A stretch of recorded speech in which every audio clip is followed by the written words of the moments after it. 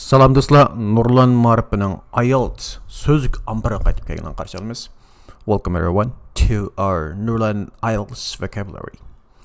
Okay, day 4. Let's look at the first slide. So, first slide is a question from an English learner. How should I learn IELTS or English? Or where do I start? Mayaqda bir savol javob Q&A demişik ama question and answer. Odatda Q&A deb yozamiz. Mayaqda bir savol chiqib qoldi bizdan so'ralgan. Zaten ben inglizni qanday o'rganishim kerak yoki bo'lmasa IELTSni qanday o'rganishim kerak, nereden boshlashim kerak deb savol chiqib qoldi. Agar bu ingliz tilini qanday o'rganishim kerak desa, bu bak cho'ng tema. Buningga biz hozir javob bermaymiz. Shunga biz oldi bilan birinchi bilik bo'lgan how should I learn IELTS or English? IELTSni qanday o'rganaman? Chunki siz inglizni o'rganganda sizningki level deymiz. Sizning saviyangiz o'xshamaydi. Shundan qarata bo'ldi. Ma bizning IELTS bo'lsa, qaysi saviyaga mas keladigan bo'lsa, o'rta saviya ham o'rtadan yuqori saviyaga mas keldi. Odatda IELTSni 8,000dan 10,000gacha so'z egallagan odam berdi. Yoki bo'lmasa 8,000dan 10,000 so'z egallab andiki IELTS beramiz. Demak, IELTS berishningki birinchi sharti biz hammasini so'zlikni, yiziqchilikni, o'qishni hammasini tan qilmaymiz. Birinchi shart nima? Oldi bilan so'zlikni qilamiz. Nima uchun? Chunki o'qish uchun so'zlik ketadi, yizish uchun so'zlik ketadi, so'zlash uchun so'zlik ketadi. So'zlikimiz kamchilik bo'lsa, qolgan uchini olib borolmaymiz. Tötünü yaparamayız hesapta. Şunlaşqa biz sözlükten başlagandan sebep şu. Ama sözlükte men kunda öğrensem bolamdı, qanday öğrenime, bazılar deydi 10 sözünü öğrensem bak jiq kedirken deydi, bazılar 20 söz jiq kenaydı. Lekin siz qancha vaqt sindingiz? Onu özden sormaydı. Siz altı bilan kunda 20 sözden bir ay öğrenip bakın. Öğrenemsiz öğrenmeysiz. Bir ay öğrengandan keyin sizning kallangiz, miyingiz hamma narsa shundan masjid 20 so'z az bo'ldi. Uni da ikkinchidan boshlab 40 so'z yoki 30 so'z o'rganishingiz kerak. Bu to'g'riliq men bir video ishlagan, uni ko'rib baxsanglar bo'ldi. Shunga IELTSda nereden boshlaymiz? So'zlikdan boshlaymiz. Okay? I should probably write it down or not. It's fine.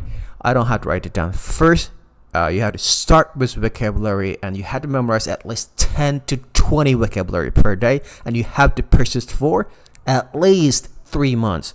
Chiniqqandima chiqib bilan chiniqish uyiga bir hafta kirib bilan men muskul chiqmadi degan olmaydi. Az deganda 3 oy sinash kerak. Shunday qilib o'xshash usulda IELTS'da unum ko'rish uchun az deganda 3 oy sinaymiz. Anandagi unum ko'rilmadimi? Shu chog'da ko'rilmagan bo'lsa xatoligimizni o'xshaymiz, ko'rilgan bo'lsa shu pechmamiz.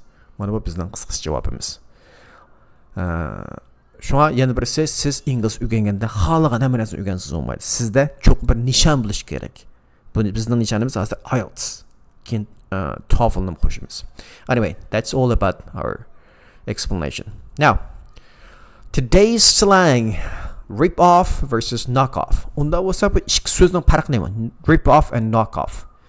Knock off masalan knock off degan nima degan bo'lsa, knock off so'zlashdan burun men oldi bilan man so'zlay. Mana bu yerda knock off on the right side, counterfeit on the left side. What does that mean? What are the differences between a knock off and a counterfeit? Bir narsa. Let's say if you have a Gucci sunglasses, right? And you bought it for how much? Bought it for $50. All right. So in that case, is this real? Do you believe this is authentic, real Gucci glasses? Not really. $50? It's really cheap. Therefore, not real. If it's not real, what do we call it? We call it fake, right? However, here, to be more precise, we have to say knockoff. Demek agar siz Gucci'ni olgan bo'lsangiz, ko'zoynakni $50 olgan bo'lsangiz, bak azam bo'lib qoldi, shundaqmi? Bunda biz bila olamiz u yolg'on narsa. Biz bu yerda fake deymiz, lekin biz uni Gucci'ning olgan yoki fake demaymiz. Bu fake bo'lsa boshqa bir narsa keladi. Ammo ma'nosi yolg'on, ikkisi o'xshash, lekin inglizda pek ayirib aytgan. Biz mahsulotningki yolg'onligiga biz knock off olamiz. Knock off bo'lsa refers to product, right? Fake he is so fake bo'lsa nima avu yoki u bola yoki u odam shunda bir fake yolg'onchilik chiqiblam turadigan tiblam turadigan qiliqlari shuncha yolg'onchilik mangadigan bir odamni fake desak bo'ladi lekin biz bu yerda ko'zonak yoki bo'lmasa tutqul bo'ladigan product bo'lsa biz uni knock off deymiz. Knock off is normally cheap version of real or authentic product. Okay, azan yazıldı demek yalan nas. Sure, that's knock off. Ondan sonra pul yağan bozcu. Pul yağan bozsa fake money dep alğan bolsa mümkün lekin bu ameliyatda yes sözleşte deyişimiz we can say it in spoken English. However, this is not proper expression. The proper expression is counterfeit. Counterfeit. Meaning fake money. Okay? So demekçi biz adet eğrisida fake money deseniz bo'ladi, lekin biz yozıqchida yoki biz kitob o'qiganda siz ko'rsiz, buni fake money deb atmaydi. Uni biz counterfeit deb ataymiz. Buning bevos ko'rsatilishi bu yerda money degan gap bo'lmasmi? Bu bevosda yolg'on pul ko'rsatiladi. Okay? So that's why here counterfeit, imitation product that claims to be a genuine good. Andikin bizda bu yerda knock off bor. Bu baklam azin. Andikin bizda replica bor. Replica bo'lsa replicate degan gap chiqadi. Agar replicate degan gap chiqadi. Replicate degan nima? Copy degan gap. Bir narsani copy qilish. Biz daftarlarni, kitoblarni copy qila olgan bilan biz odatdagi maslahatlarni copy qilganda biz copy demaymiz. Uni biz replicate deymiz. Undan bo'lsa product bo'lsa replicate bo'lsa it's a verb. Bu nim bo'ldi? Replicate degan bu bir fiil. Amma unda bo'lsa bu ism olatichu replica bo'ldi. It's a noun. Okay? So those are the differences between fake, knockoff. Again, fake is, you can say a person is fake. You can say some products are fake, but knockoff is cheapest version. And higher level is replicate, and then the money we say counterfeit. But then the bazala deydi A meslatga yakımsa B meslatga deydi. İşte replica bo'ldi. Tamam. Okay, that's it. Agar diqqat qilgan bo'lsanglar, sizni ingliz tilingiz o'ttir holda yuqori saviya holatga bu bizniki darsimiz mos keladi nimishqa. Bu narsani, bu so'zlarning qaysini siz o'qimaysiz, o'zingiz bilasiz. All right, let's keep going. That's knock off. What about rip off? Rip off is, okay, let me give you an example. Sunglasses, you bought it for, again, Gucci glasses. All right, I don't normally wear Gucci glasses, but Gucci glasses, you bought it for $500. Okay, so this sounds like it, right amount of money. But now you needed money. You need to sell your glasses. All right. So and then you said, hey, do you want to buy this? I bought it for $500. And then that person says, okay, I'm gonna buy it for I'm going to buy it for how much? $40. Right? Will you sell it for $40? Not 40%, $40. I got to siz Gucci glassni yana ko'zoynakni $500 oldingiz, ammo boshqa birisi $40 satamsa deydi. Siz pul lozim bo'lib qoldi. Satmaysiz. Agarda satsangiz bu nima bo'ldi? Rip off bo'ldi. Yana bir example keltirib bersam, agarda siz $40lik yoki bunda deydi $20lik mahsulotni $50 sotib oldingiz. Demak siz oldandingiz bu jarayonda. Shunaqa unda bo'lsa I totally got ripped off. Men bek oldanibdimi degan gap chiqadi bunda. Rip off. I got ripped off deymiz. Yoki it was a rip off. It was a rip off. Asli shakli. Shunaqmi? Okay. Demak, knock off mahsulotlarning yolg'onligini ko'rsatadi. Rip off bo'lsa aldinish. aldanmaq deb göstərir. Neymiş bunu deyimiz? Əgər speaking vaqtda siz boşu sözlərni işlətsəniz, sizin yuqur numara elişinizə faydası olur. Alright, let's go for next one. Karat to be to do something. Karat to do something or karat to be to do something. Some people are naturally good at singing. Singing is one thing that I cannot do, but I really envy people who can sing, right?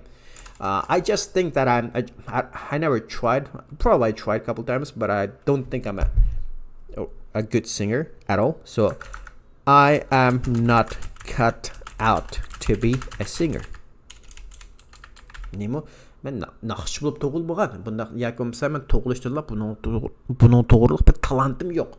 Yakımsa mende şu nakşçı buluş değiştik bir nesne yok diyendek bir nesne buldu. I'm not cut out to be a singer. I'm cut out to be I am cut out to be a learner and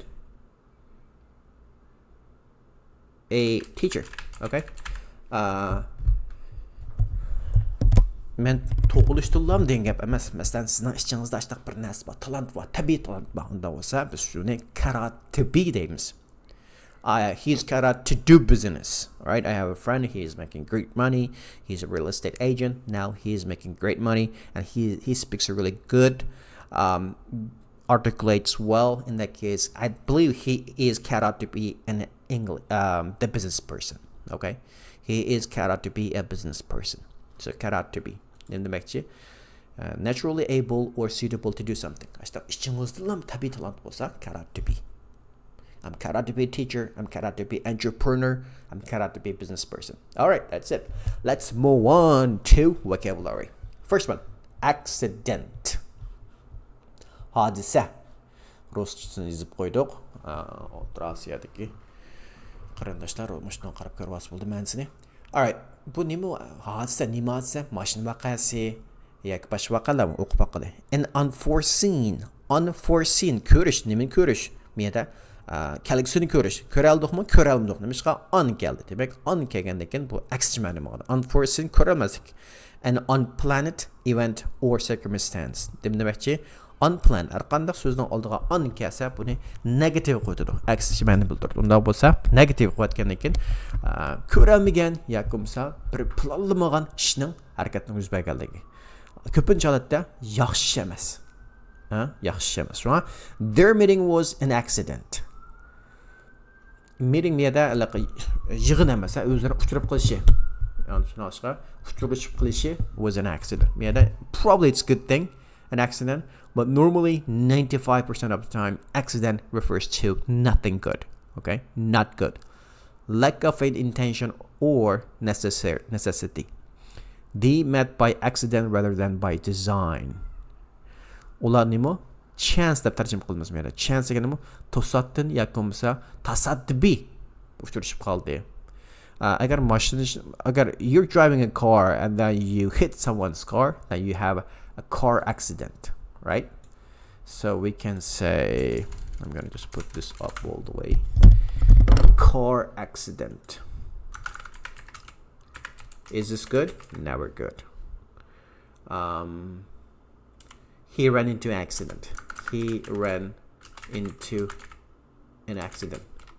Onun bir iş yüz veripti. Qandaq ish? Albatta yaxshi emas u. Ammo miyada ikkisi tasodif o'tirishib qoldi degan ma'nosi bor, shunday qo'y. Ya'ni ikkinchi ma'nosi bor. They met by accident.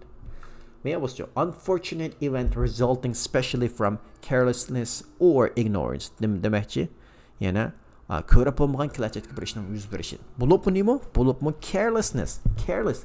Ehtiyot qilmaganlikdan, ignorance, diqqat qilmaganlikdan, bilmaganlikdan, kam aqllikdan kelib chiqqan ish deydi. Ignorance. Involved in a traffic. I was involved. See, I was involved in traffic accident. Odatda ko'proq traffic accident, car accident ashdan ko'proq keladi. Yoki I met him by accident. Okay. Agarda yana bir so you go let's say you go to, where do you go to? Play what you can play. Gambling. Qamoyni o'qib oldingiz. Berib, siz tutib oldingizda hit the jackpot. tutib oldingiz eng yuqori mukofot unda bo'lsa I won by accident I won by accident yeah or I won the lottery loteriya degan gapning o'zi inglizcha shuni ham lottery deymiz lottery by accident tasodifiylik tutib oldim yoki accident o'rniga biz by chance deb texnik chiroyli chiqadi by chance is more beautiful than by accident okay let's move on to the next one accidental tasodifiylikdan happening by chance tasodifiy so'zlamay ketdim asta so'zlaylik unintentionally qaysi so'zdan kelib chiqqan intentional deb kelib chiqqan intentional nima on purpose yana buning ma'nosi on purpose degan bilan o'xshash yana maqsadli holda demakchi bu yerda oldiga bayda on kelsa har qanday so'zniki unintentional okay bu nima bo'ldi maqsadsiz holatda planlamagan holatda bo'ldi or unexpectedly planlamagan holatda okay accidental death deb atdik accidental degani nima tasodifiy o'lib ketish nimada mashina vaqasida he passed away okay died bilan passed away bir tugab ketsa o'lib ketdi demaymiz nima bak yaxshi anlamaydi uni deymiz tugab ketibdi degan bilan inglizda pass away chiqsa o'xshash bo'ldi he passed away in a car accident he passed away in mysterious accidental death accidental bir company men ko'rdim men amroq I think it's accidental petroleum but it's different probably okay accidental tasodifiylikdan nima o'lib ketib qoldi accidental death accidental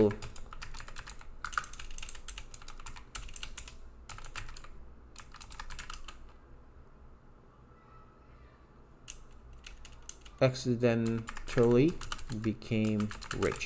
Mesela siz bir kaç satıb aldınız, tip aldınız da xuddandan. Tip bilib onu satdınız 2 milyonga, unda olsa siz tasodifiy accidentally became rich. Tasodifiy siz bayıb qaldınız. Shunama? Shunaqa kelir. All right, next one. Accommodate. Date, modate, accommodate. Maslashish. İngilizce yani adapt desak bo'ldi. Yana qanday vaqtda maslashish? Buni bir miyadagi example arqali tushuntiraylik. Birinchisi, I wanted to move in on 29th. Nima? Men 29-da ko'chib kirmoqchi. And superintendent accommodated me with a flexible moving in day. Moving in day. Date bo'lishi kerak-da. Xato o'qibdi. Superintendent degan kim o? Siz bir binada turgan bo'lsangiz, o binada u yerda superintendent. O binada siz rent qilgan bo'lsangiz, tushunami? Bu yerda 3 kishi bor. Rent. Siz rent qildingiz. Shunlashqa siz tenant bo'lsiz. Okay? Siz kimdan rent qilsiz? Odatda landlord degan kim? Odatda house turgan bo'lsangiz, uningdan sizning landlord bo'ldi. Ammo 15 qattiq, 20 qattiq bino turgan bo'lsangiz, sizning landlord bo'lmaydi. Siz uning kimning ekanligini bilmaysiz hattoki. U boshqa bir odam o'tirib qo'ydi, boshqaruvchisi. Shu boshqaruvchi superintendent bo'ldi. Right? Superintendent is someone who is control of a whole building. All right? So if there is something in your apartment to fix, you would call the superintendent, right? All right, so you are tenant, okay? Odatda Shimoliy Amerikada qanday bo'ldi deganda 31-sida ko'chib kirmoqchi bo'lsangiz, ya'ni yangi oyda ko'chib kirmoqchi bo'lsangiz, chuqur 1-sida ko'chib kirish yo'l qo'ydi. 29 bo'lsa 30 ko'chib kirish yo'l qo'ymaydi. Ammo men superintendent nima chiqibdi? Sizni moslashtiribdi. Nimaga? Shundaq bir flexible, yana shundaq bir not stay flexible ni qanday tarjima qilish bilmadim. Flexible yana shundaq 2-3 kun burun ko'chib kirishga moslashtiribdi. Shuniki moslashtirish keladi. Yana birisi. This theater can accommodate roughly 200 people. Nima o'yin qo'yish zali nima 200 odamni sig'dira oladi degan ma'nosi chiqilmaydi. Accommodate. Sig'dirish. Bir uyga bir narsani sig'dirish, right? Uchinchisi, investors have to accommodate to new market sentiment. Uchinchisi, investors kim o? Odatda investors degani shu invest degan gapdan kelib chiqqan. Investing kelib chiqdi shunaqa. Siz birga mablag' solgan bo'lsangiz, invest qilsangiz and you become investor. Okay, mablag' solish. Men mablag' solg'uvchilar nima bo'ldi? Mablag' solg'uvchilar accommodate moslashdi nimaga? Bozordagi yangi bir xil sentiment yangi bir xil ahvolga demakchi bu yerda market sentiment. Bu finance yoki pul muomaladagi bir ish. Lekin bu yerda sentimental degan bir gap chiqadi. Masalan, sentimental value deylik. Sentimental nima? So you're looking at a 5-minute photo of your parents, and that was like 20 years ago, and then you become really emotional and you think about that day, you think about that times that you were with your parents, and that's sentimental, something to do with feeling. Okay, has to do with your feeling. That's sentimental, and that photo has sentimental value for you. Okay, demek accommodate ikki xil ma'nosi chiqdi. Uch xil hisobda. Ikki xil asosan. Moslash nima? Vaqtni moslashtirish, right? You need to go to dentist immediately, but you don't have an appointment, then you can ask, hey, can you accommodate me this afternoon? I would like to come in because I have emergency. Undan bo'lsa siz moslashtira olamsiz, o'zgartira olamsiz, men qabul qila olamsiz, ashuna bir schedule o'rnashtira olamsiz degandek bir gap. Ammo yerda bo'lsa bir cho'ng bir uy yoki bo'lmasa zalning qancha odam sig'dig'ala bog'liq. Men yerda moslash nimaga? Ya bozordagi yangilikqa, yangi ahvollarga. All right, let's go for the next one. A company. To go with an associate or companion. Associate. Agar diqqat qilsanglar, garchi biz 10 so'z so'zlagan bilan shu jarayonda biz oz deganda yana 10-15 so'zni o'ttirib qisib etamiz. Demak, bizning har bir darsimizdan 20 so'zdan 25 so'z topa olasiz. Ham bu undaqlam associate ishlatmaydiganimiz hammasi ishlatadigan so'z. Associate degan nima deganda, siz bir kompaniyada ishlagan bo'lsangiz, sizni worker demaydi bu yerda. Worker demaydi. U nimda sizni associate deymiz, nima? Xizmatchi degandan ko'ra associate deb atsak bir xil yaxshi olingan, yaxshi olindi. Lekin demakchi associate worker bilan o'xshash, lekin workerdan yaxshi olindi degan gap. Associate bo'lsiz siz. Shu kishi degandek bir ism yoki to go with an associate shu kishi bilan birga berish yoki bo'lsa or companion. A company bo'lsa verb bo'lishi, ammo birisi hamroh bo'lish hisobda. I enjoy her company when I am traveling. Nima? Men enjoy her company. Men uningki men hamroh bo'lishini yaxshi ko'raman. Nima vaqtda men sayohatga chiqqan vaqtda uning menga hamroh bo'lishini yaxshi ko'raman. Odatda inglizchada muhim ya xabarni boshda aytamiz, muhim ishni anikin keyinda muhim emasni keyinga qo'shamiz. Shunga I'm traveling is not really important. The important part is I enjoy her company. All right. So company. Hamroh bo'lish. All right, accomplish, finish, achieve, amalga oshirish. Ammo finishni tugutish. Masalan, siz topshiriqni ishlab bo'ldingiz. I finish my homework desangiz tamoman bo'ladi. Tushunami? Okay, let's just go all the way top. Line 44. I finished my homework. Desangiz tamoman bo'ldi. Ammo siz I accomplished my homework desangiz, mana o'sha tugutish tursa, amalga oshirish tursa bo'lmaydi. Nimishqa? Bu finish kichik ishlarni qilish. Accomplish bo'lsa cho'ng ishlar keldi. Ya'ni qandaq ishlarga not all right. Okay? Qandaq ishlarga, masalan, siz maktab bitardingiz o'tirib high school. O'ylab baqsangiz, hayotingizda cho'ng ishlarni o'ylaysiz, nima? You finish graduate high school, right? And then you accomplished your goal there because you got a high school diploma, right? Accomplished ma'lum bo'lsa sizning natijalaringiz bo'ldi. Cho'ng zo'r natijalarni biz accomplishment deymiz. Accomplishments. Hayatınız zo'r natijalar qaysi deganda what are your achievements yoki bo'lmasa what are your accomplishments ni chiqsa chiqadi. Alright, so you got high school diploma, and then you got university diploma. Diplom deymiz ama onu o'zim inglizcha gap. And then you got married, and then you got kids, and of course you got job. Got first job. Those are all your achievements or accomplishments. 총총 유관 시다가 keladi. Unda bir kichik bir topshiriq ishlab qo'ygan yoki qarshib qo'ygan ishlar kelmaydi, shundaymi? Masalan, bu yerda bir example bor. An accomplishing day. Nima? Siz bir kuningiz bak jiqishdan qilayotgan bo'lsangiz, bu ishlaringiz muhim zo'r ishlar bo'lgan bo'lsa, accomplishing day bo'ldi yoki bo'lsa, ko'parak to'g'ri usulda aytsak, a productive day desek, bakarak to'g'ri bo'ldi. Accomplished a life goal. Nima? Hayotingizdagi natijani erishdingiz, qo'l taltirdingiz, amalga oshirdingiz. So, accomplished a life goal. Bu yizaqchilar bakarak ishlatamiz. Yoki bo'lsa, Maş yuqur tabiqidagi yoki biznes ishlaydiganlar, biznes qilganlar, ularning so'z iboralari odat kishidan kelib farqlandi. Shular ko'proq ishlaydi. Masalan, biz sizni kichik bir dream buy. You wanted to buy a car. Okay, you wanted to buy a car. Let's say 2022 RAV4. All right. Siz Toyota'niki RAV4'ni sizde olmakçı. Undaqda siz maşını 2022'de olmakçı. Siz maşı yıl ahırız amen aşırdınız. Unda olsa accomplished demdi. Yo'q. Biz unda atsaken bo'lmaydi. Çünkü bu bek çoğun işini kırmaydı. Onunla siz ne deysiz?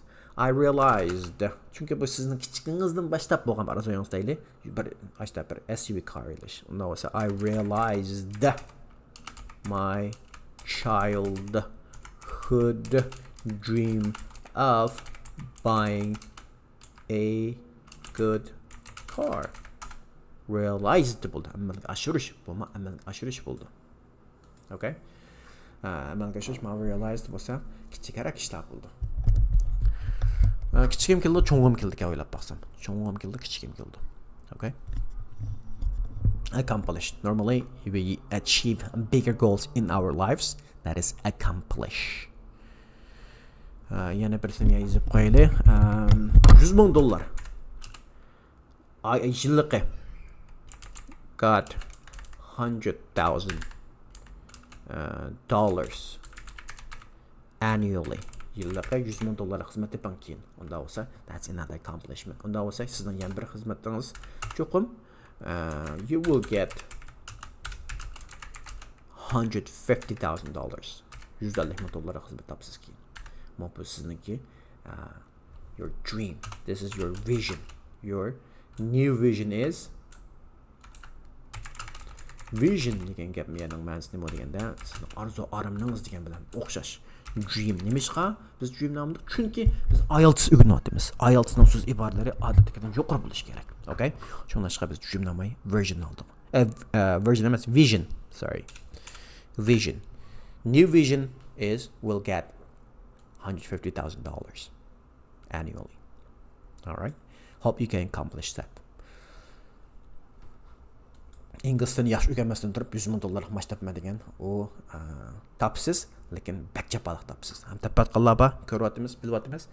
Ammo inglizchangiz yaxshi bo'lsa, uni qiynalmayli topsiz $100,000. All right, good. Next one, accord. Ma'qul bo'lish, agreement, conformity. Hondaninki bir agar mashinaning markalari yaxshi xudolar bo'lsa, Hondaning bir markasi bor. Biz Toyota'ning RAV4 so'ziga o'xshash Hondaninki Accord, Honda Accord deb bir mashinasi bor. Shunaqa full size car. Shuni biz shuni o'ylab olsak bo'ldi. Honda Accord mashina bilan munosabat ekan bu deb. Shunga men mashinani keyinga qo'yib qo'ydim. Ma'qul bo'lish, ma'qullikni elish degan gap. Follow in accord with company's rules. Nima? company'ninki, şirketninki rules qoidalar bo'yicha ish qilish degan bo'ldi. In accord with nima bu yerda bir phrase yoki so'z birikmasi. Okay? Buni jiq ishlatmaymiz. Accorddanki ayrim oltinchi ishlatmaymiz, lekin in accord with ishlatamiz. Endi mashinadan gap chiqib qoldi. Mashinada qancha xil mashinalar bor endi bizda SUV bor. Yana nima bor? Sedan bor. 4 ishlik bo'lsa sedan bo'ldi. 4-door smaller car. Okay? And then we have coupe. Oh, what's going on? Demek qarasanglar bizdanki unda so'zligimiz faqatlam nuqul odatga bir so'zlik o'rganish emas, amaliy turmushingiz qo'ldan olasiz. Sedan deymiz, ikki kishilik bo'lsa-chi. Coupe bo'lsa 2-door. Okay? Ondan keyin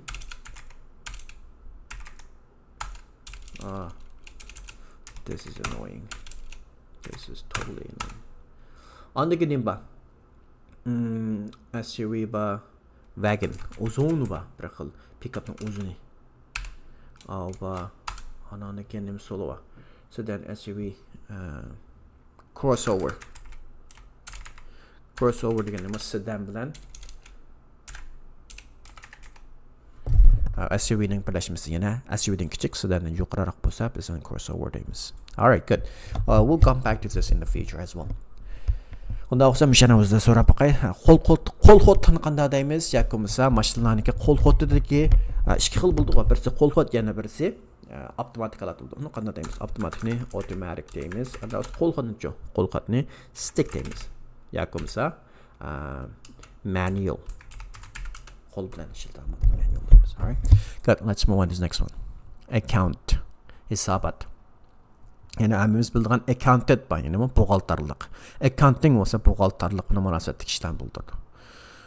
Account olsa hesaplaş, nemin hesaplaş o anda mesela report description, bir nesane inek tasvirleşme baştan gördüm. A detailed account of what has been accomplished written as a task, a case study.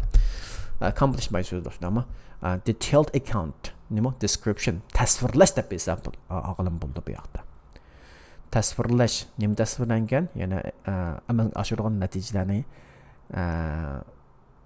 uning aniq kichik yerlarimi aniq tasvirlangan, nima qilish jarayon, qanday tasvirlangan? A case study, yana business schoolda case study bak o'rganishdan deganimi, nimishki Microsoft successful bo'ldi, nimishki Google yaxshi company bo'ldi, shularni o'rganib, shularni amaliy misolda o'rganish case study bo'ldi.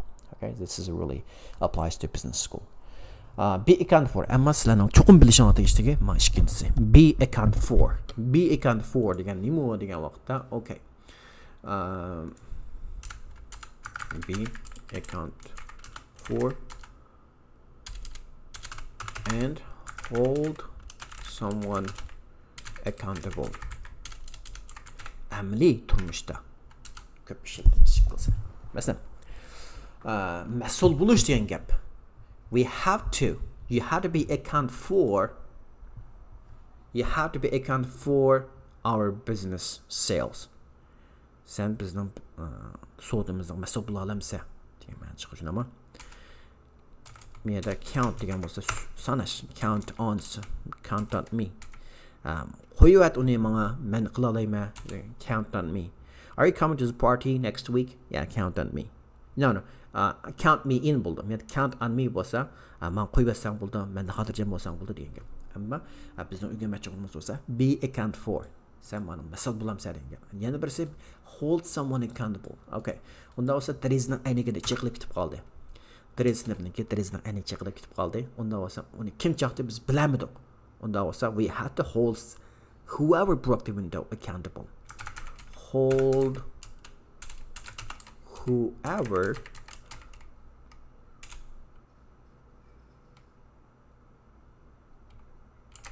broke the window accountable.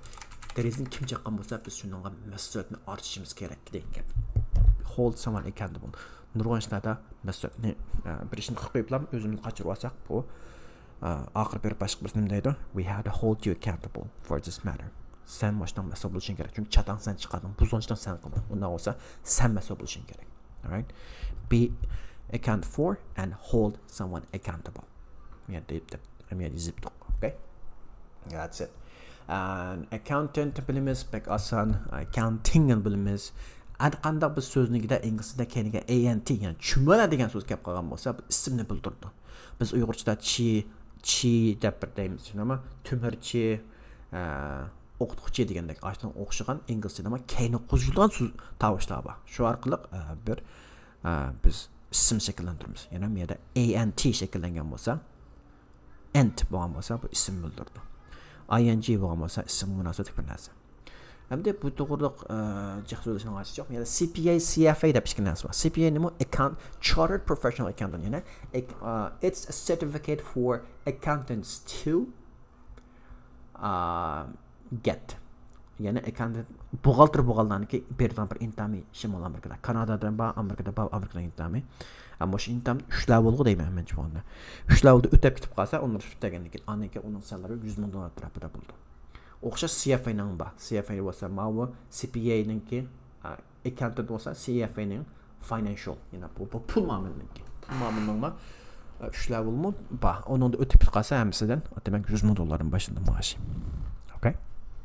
Kanada'dan çok Kanada'da ama şıksılsın bəsək bulduğun onun başqa Kanada'dan özdən CSC deb rentaba. Canadian Security Scores. Securities degan gap miyada her belki sizler bildiğin security bilen o'xshashmaydi. Yani ko'pincha security degan nima? So you're trying to get into the building and the security wouldn't let you in. So guard. Qo'dg'ichi. Shunaqa post turg'ichi. Shu odamni biz security deymiz, lekin miyat securities bo'lgan bo'lsa, hech o'xshashmaydi bu. Equity market. Securities. Yani stock market. Stock market. Okay. Ondan sonra asar akıllısı like stock market gösterdi. Bir yerde stock market'tan başka marketlan ba. Yani pul payçekten başka yani başka pazarlan ba. Bir yerde options var degandeki yani başka mesela bunu demeyli. Kanada'nın olsa finance yakı olsa pul muameleki. Şunun münasebeti bir intam CSC buldu. Bu mavi Amerika'ya qaraganda asılırak buldu, lekin bek açtım. Loklam sözdeydi o. İnak nerede paydalı olsun yani. Lakin asılırak buldu ama bek mühim. Alright, good. Let's move on. Perpetuate this last word. Köpünçümüz bildiğimiz ne mi? Forever. I love you forever degan ne? Köpünçümüz bildiğimiz lekin perpetuate bolsa biz bunun köpərək finance işlətimiz. Finance'da perpetuity deyirəm bir nəsbə. Keyin mən bir vaxt çıxarmışım bu sözü. Məngülük. Məsələn, mən deyiməndə do you want $1 million right now? Or do you want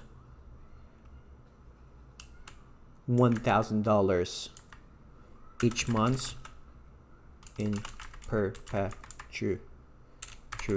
Yakımsa siz $1 milyon hazırda özdə $1 milyon qəbul qılamsınız. Yakımsa $1 milyon o'rniga har ayda $100,000 qəbul qılamsınız. Məngülikə deməkçi. Bir yerdə forever deməyimiz. Çünkü bu business'ın özü üçün qayıdış olur. Ondan sonra biz bir yerdə perpetuity deyimiz. Məngülük. Alright, so to make perpetual or cause to last indefinitely. Indefinitely degan nima? Məngülikə degan gap. Vaqtsiz degan gapda. Eternalized. Yani birisi məngülük degan sözdə sizlər bildirinlər forever. Ondan başqa nə var? Yəni biz perpetuate öyrəndik. Yəni eternal'dan var. Eternal flame də bir nəsə var. Kinona koygan bolsa var. Flame degan ot, məngülük ot, öşməydigan ot. Ölgəndən tirildirilən ot, eternal flame buldu. Immortalized, ölməydigan degan gap. Immortalized, ölməydigan. Öldüğən kimi biz insanlar nima? Humans are mortal. Humans are mortal. Deməki mortal degan axır ölüsə degan gap. Greek mythology deyimiz. Ama şu Hristiyanınki hikayeler, efsanelara qarsa köpüncü halatda, köpüncü her xil God deyimiz. Her xil Godlar var. Yani her xil bularni çok unutgan kişiler var da. Kişi emas, God degan ilahları var. Right? Greek God. Şu yerdə Köpünç qadlarının həmmisi nimo? Köpünç ilahların həmmisi immortal.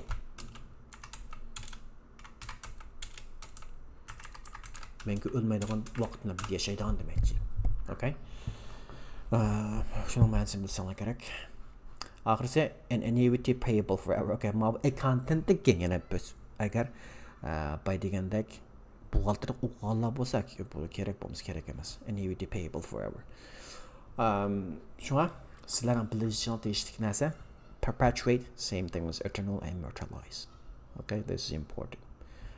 Eternal love deyimiz. Məngülük, muhabbət də bikin olub qalsa, biz onu forever love deyib tərcüm qalsaq, o bizninki